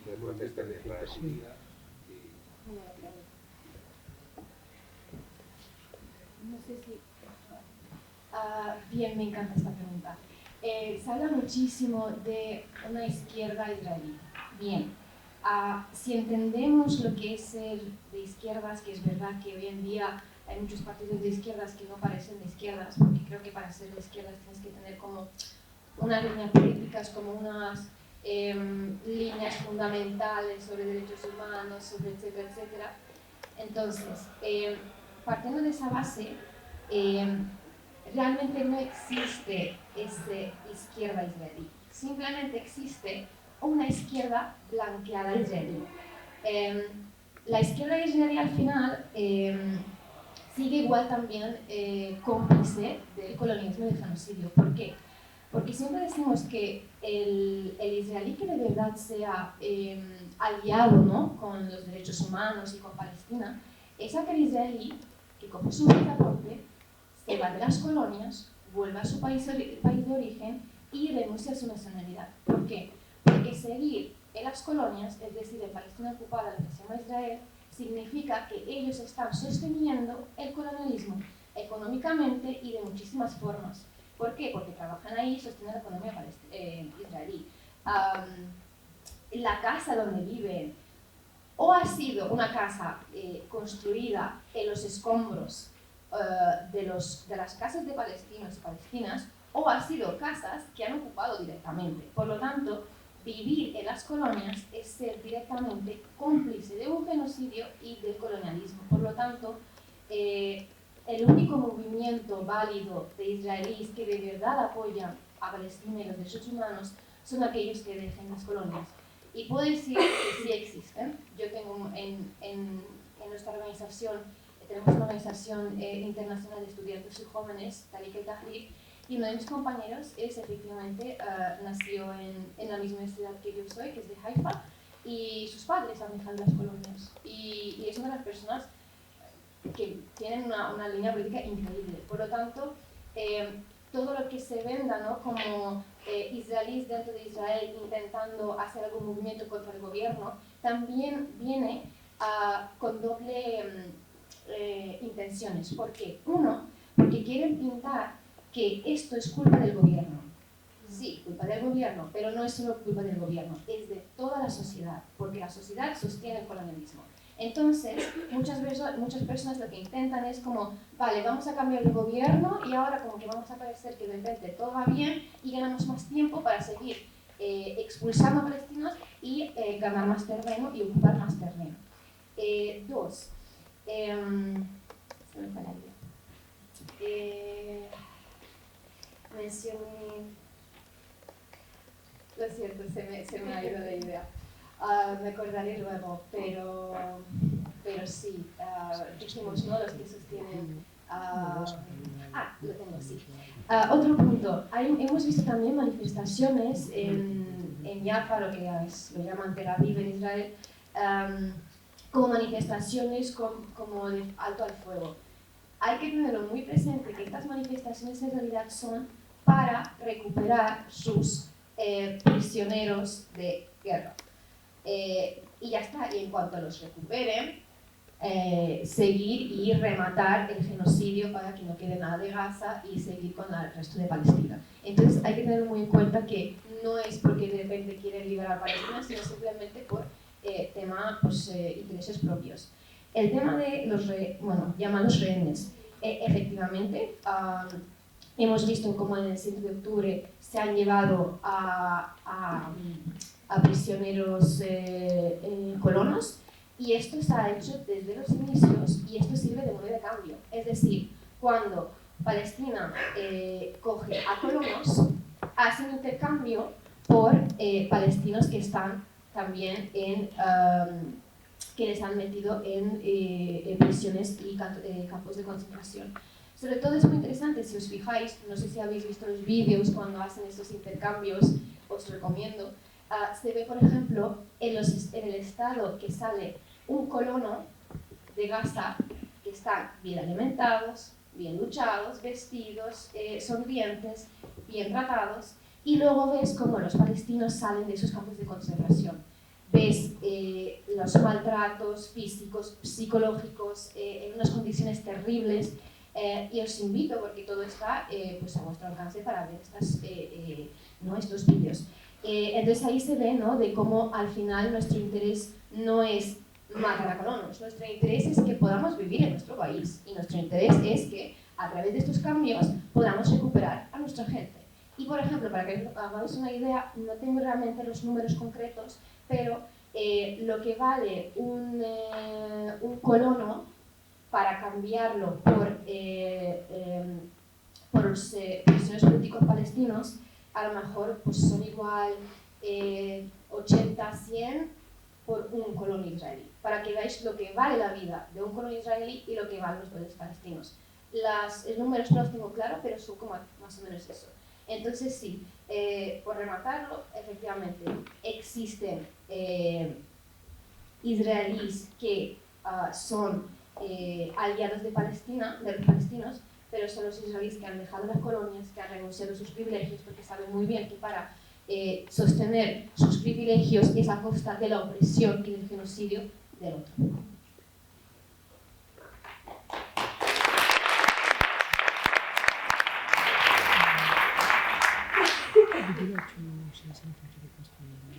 About the Israeli left. No. Tenemos ahí otra pregunta.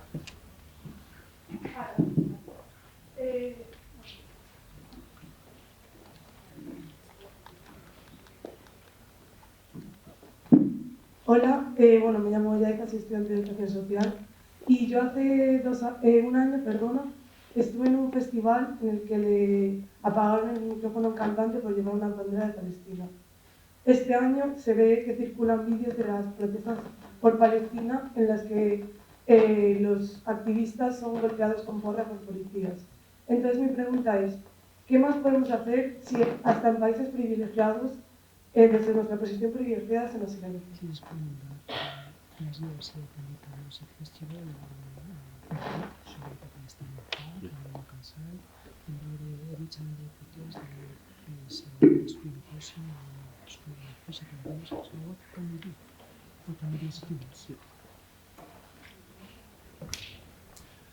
Thank you for sharing that experience. It's very, very common in the United States as well.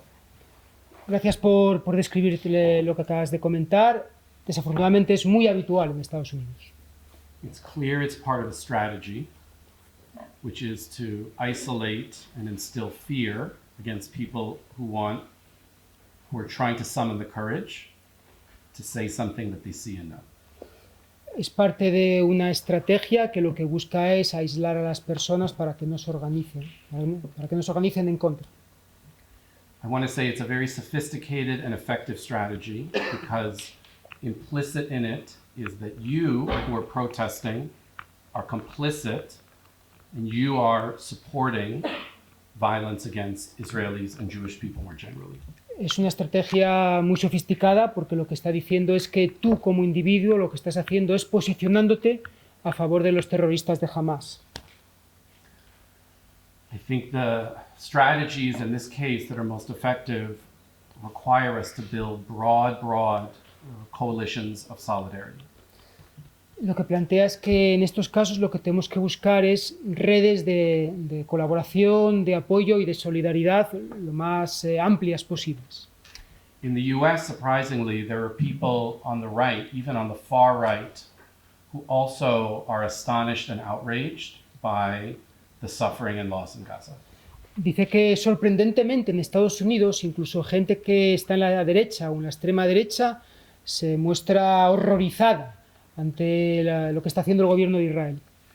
These are forces I personally would not align with on almost every other issue. Dice que él no está, que solo está de acuerdo con esos grupos en ese tipo de cuestiones, pero que en lo demás que no está de acuerdo con ellos. But I do think it's a moment that requires us to think about who we can broaden our connections with, so that they can no longer isolate people individually. Pero estamos en un momento en el que tenemos que hacer es tejer alianzas, incluso con gente con la que en principio pues no nos sentamos muy a gusto. I wanted to say one more thing. Part of, I think, the strategy there is to make an example of someone, to punish and humiliate them, and make them so afraid, and to make people watching so afraid that they think in their mind, I don't want that to happen to me. Parte de esa estrategia de represión es ejemplificar a aquellas personas que se han manifestado en contra para hacerles ejemplo de lo que no hay que hacer, ¿no? De ir a por ellos, así decirlo. So with one another, when we see something like that happen to someone else, we have to make sure that people don't get isolated and punished, and that they see that when that happens to someone, people are standing with them. Lo que tenemos que hacer es que cuando eso ocurra con alguien, tenemos que apoyar. And it requires us to then be very, very intentional and have plans together to not just be provoked, but to say, we're going to make a statement and this is how we're going to stand together. Lo que tenemos que hacer es mantener el nivel de manifestaciones organizadas, planificadas y seguir trabajando en equipo, de manera organizada. One last thing. They're very actively looking for people to make an example of. Maybe it's you, maybe it's you, maybe it's you. Who is going to seem most complicit? Who can we make a spectacle of? Y que esta estrategia lo que busca es identificar culpables. Buscar individuos que se manifiesten y a partir de ahí focalizar el ataque en To make a cada uno de ellos. spectacle, yeah. Para hacer un ejemplo, para hacer un espectáculo de ello. Yes. So we have to think about that strategy and how to counteract it with broad solidarity. Y lo que plantea es que una manera de luchar contra esa estrategia acusadora es crear alianzas y redes de colaboración lo más amplias posibles.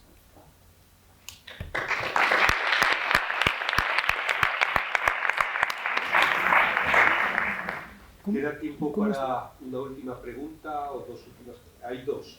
Hacemos una ronda de las Tres chicas, hay una chica. tres preguntas, 1, 2, 3, y añado yo otra citación.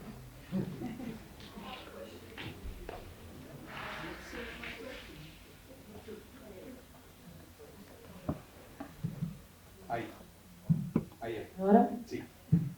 So my question is, was there any changes of the terms or understanding within in the campus after the encampment? Because, for example, there are a lot of misunderstanding of Semitism or trying to relate like Jewish Buddhism or Zionism, or just like the understanding of the terms that are being used, given the nature of like being in the United States, being very complicit in what is happening in Palestine in general and specifically in Gaza.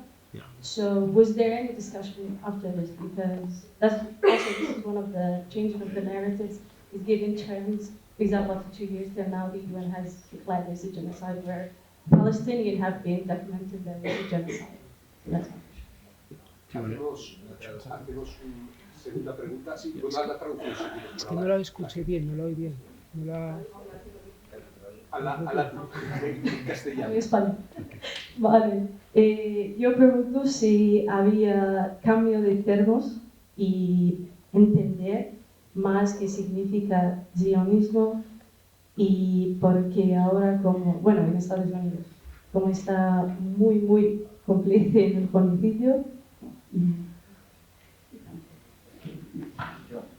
Bueno, la pregunta en español creo que quería decir, no estoy seguro, pero creo que quería decir si ha habido algún cambio de mentalidad en los campus, en la vida universitaria de Estados Unidos, si empezaban a comprender lo que es el antisemitismo, el sionismo y todas estas cuestiones que siempre aparecen en el discurso, si ese cambio de mentalidad también llevaba a un cambio en la narrativa, como explicaba nuestra compañera, de cómo se estaban contando los discursos.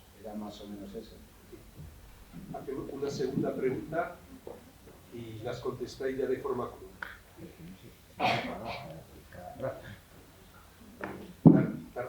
No, es que se mueve. I wanted to make a question. Yes. Maybe it's an obvious question, but I wanted to know your answer as an American person and how American people, especially you, are feeling about the First Minister of Israel saying that Trump is like his best friend, and Trump like saying yes and accepting to bombing Palestine. Bueno, traduzco yo si no. Vale, mi pregunta era que si igual es demasiado obvio, pero quería saber su opinión como americano sobre qué opina que Netanyahu, el primer ministro de Israel, diga que Trump es su mejor amigo y es como su mano derecha y que diga que sí, que acepte que estén bombardeando Israel. O sea, Palestina, perdón. La tercera. Al fondo. Era un comentario más largo. ¿Quieres responder ahí? No, pues responde y luego comentas. Gracias, Roberto. I'll respond to your question first. Obviously, I'm personally outraged about, many of the activists in the US understand almost all of this war is enabled by US funding, militarism, etc. It simply can't be waged without it. Está horrorizado con esta situación. Muchos activistas americanos son conscientes de que este conflicto no se podría sostener si no fuese con el apoyo militar decidido de Estados Unidos al gobierno de Israel. The right wing in the United States, which has long practiced a frightening form of anti-Semitism, and continues to raise those threats, has recognized an opportunity in the split that the October 7th and its aftermath opened up. La extrema derecha norteamericana siempre ha utilizado estas excusas del antisemitismo para llevar a cabo sus planes y sus propuestas. It's important to remember, even before Trump's second election, it was the Biden administration and many Democrats who demanded the arrest of people speaking out against the war and fully supported the subsequent Israeli militarism and invasion. Hay que recordar que antes del mandato de Donald Trump con Biden, pues también se ejercían mecanismos de resistencia contra las protestas en contra del gobierno de Israel y se encarcelaba activistas. And just then to the second question, the US government now is using civil rights laws, rights passed to defend against the rights of racial minorities and women especially, to end funding, public funding to universities, accusing them of violating civil rights. A día de hoy el gobierno de Estados Unidos está utilizando leyes civiles para anular y recortar los presupuestos de investigación y de las universidades, tomando en cuenta ese marco legislativo de lucha civil. And that includes changing the definition of Zionism and taking, in some cases, extreme cases, any position against Zionism, which means effectively, if you don't repeat the position of Netanyahu and the current Israeli government, you are in effect anti-Semitic. Y eso implica cambiar las definiciones sobre sionismo, de modo que si te posicionas en contra de lo que plantea a día de hoy el gobierno de Netanyahu, se te acusa como antisemita. So I just want to say, they're not just targeting small numbers of activists, they're targeting entire campuses with deeply spurious allegations of anti-Semitism and violation. In fact, allegations that have no, actual evidence and examples. And yet campuses are continually saying, okay, we'll change, tell us what to do. And they keep demanding more and more and more. Estas políticas de represión no van dirigidas únicamente contra grupos pequeños de manifestantes, sino que se dirigen contra el conjunto de las universidades, contra campus, contra universidades, de modo que les marcan, por así decirlo, la línea sobre la que tienen que moverse. The last thing, there's many students who are of course fearful of Trump and critical of Israeli militarism, but what they see is their own universities are the one who are arresting them, who are limiting their ability to protest, who are sanctioning the kinds of classes teachers teach, and that's making everyone feel more fearful and isolated. Muchos estudiantes están en contra de las leyes de Donald Trump, pero lo que están viendo es que son sus propias universidades las que están pues estableciendo mecanismos de opresión, de resistencia contra las manifestaciones, y eso lo que está generando es una mayor sensación de temor, de miedo y de aislamiento en el alumnado. So I'll just say in conclusion, I think we're trying to very much figure out how to move. Most people in our lifetimes have never faced these kinds of conditions. So it's very much outside of our experience about what to do and how to keep people safe while still raising our objections to what we see, the horrific violence. Esta es una situación sin precedentes en la cual muchísimas personas no saben qué hacer, y es un momento pues, muy complejo donde es difícil tomar decisiones. Una última intervención. Es más que nada por la gente que...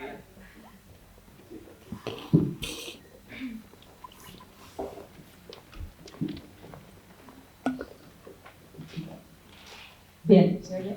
Mi nombre es Lucía Esteban, yo vengo de la Facultad de Filosofía y Letras, estudio Historia y Historia del Arte, y nada, quería hacer dos comentarios. El primero de todo, como comentaba Leila, la población civil israelí que vive en territorio ocupado, ¿hasta qué punto son libres de decidir abandonar esa tierra cuando desde las instituciones les hacen completo lavado de cerebro? No sé si os habrá salido, es muy común, un chico que se llama Hamza, que sube vídeos de videollamadas con gente israelí, y que nada más verlo cuando se conecta la videollamada lo reconocen porque es seguido, porque tiene millones de seguidores, y niños pequeños, da muchísimo miedo, como dicen, te vamos a matar, tú eres palestino, te vamos a matar, y por el simplemente hecho de existir.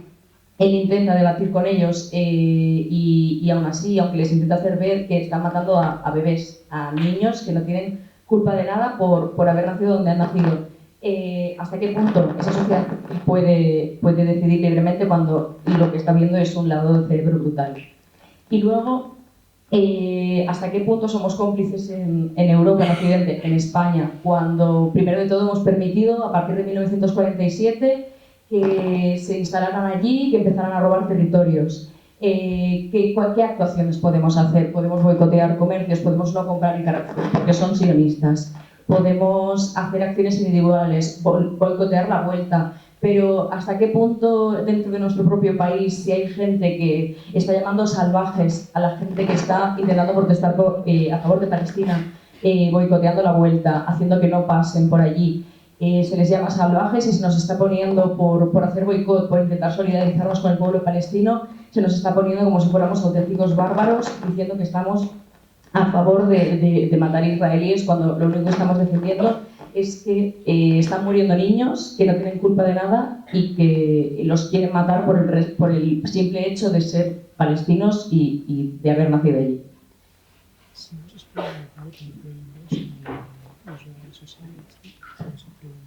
Muchas gracias por tu intervención. Voy a ser breve porque sé que tenemos poco tiempo. Bien, aquí abrimos el gran tema que muchísimas veces a los pueblos indígenas se les da una tarea, una obligación de pensar o pensar cuál es como qué sería la alternativa o qué hacer con los colonos, ¿no? Es como si fuese nuestra tarea de pensar qué va a ser el colono israelí cuando se marche de Palestina, qué va a ser de él. Y que además la gente espera que sea mi responsabilidad de responderlo. Es que no lo sé, es que no es mi trabajo porque no fui yo quien ha elaborado esa ley de partición de Palestina. Ni soy yo quien ha pagado muchísimo dinero para sostener un genocidio. No es mi tarea, no es mi responsabilidad pensar cuál va a ser el futuro del colono. Entonces, esto lo hilo, ¿no?, de cómo ha dicho la compañera de ya, pero qué remedio podrían tener los colonos, porque además tienen desde muy pequeño, ¿no?, ese lavado de cerebro, o ese como educación desde inicios, ¿no?, para sostener el colonialismo. Entonces, ¿no?, esa responsabilidad que siempre se les adjudica a los pueblos indígenas de qué hacer con el colono. Bien, por otro lado, como ha dicho la compañera, ¿no?, de que con esas ideologías extremistas, ¿no?, el sionismo, como se inculca desde pequeño, y cómo se podría, ¿no?, erradicar. Yo más bien haría otra pregunta, y es, al igual que hay nazis, al igual que hay fascistas, al igual que hay machistas, violadores, etc., ¿hasta qué punto tiene remedio, no? Por supuesto, tenemos como planes de integración social, etcétera, y de intervenciones, tema psicológico, etcétera. Pero también tenemos, por eso, un sistema judicial, y tenemos la justicia, y por eso mismo hay personas que efectivamente tienen que ir a juicio y tienen que ir a la cárcel. Y es lo que va a pasar también con Israel. Entonces, en vez de verlo desde una perspectiva de cómo salvar al colono, bueno, pues no haber cometido un genocidio y a lo mejor no tendrías que ir a la cárcel, por ejemplo. Eso es muy importante. Y después lo que mencionaste de la vuelta ciclista. Efectivamente, bueno, creo que no hemos visto hace mucho tiempo un despliegue tan grande, ¿no?, por parte, ¿no?, de la policía y de las Fuerzas Armadas, etcétera, etcétera, con fuerzas del Estado. Y efectivamente, los medios nos van a tachar, ¿no?, de que hemos sido violentos, etcétera, bárbaros, etcétera.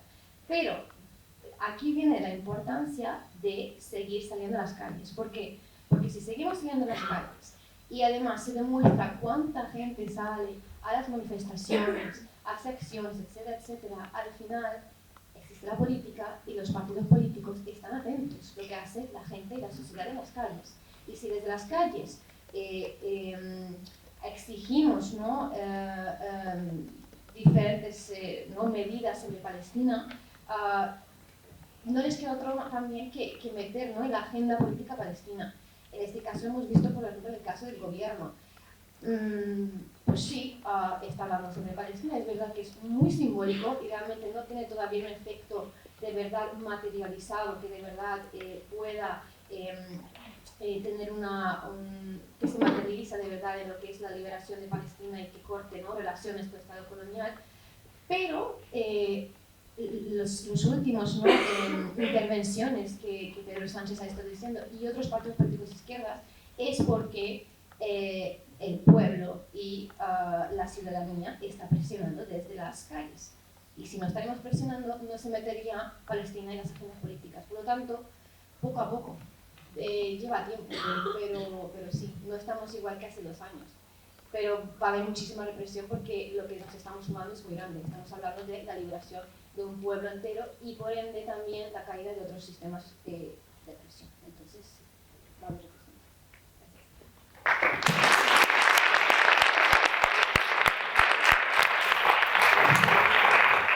Pues vamos a acabar esta mañana leyendo la columna que escribe hoy en el Diario de León Pedro García Trapillo, que es uno de los autores que más escriben en el Diario de León. Se titula Fábrica de odios. Ponte en ese lugar y mira alrededor. Pon que tienes 13 años y que te ves ya mayor porque has tenido que pensar muy deprisa con todo lo que has vivido y sobre todo desde que tienes memoria.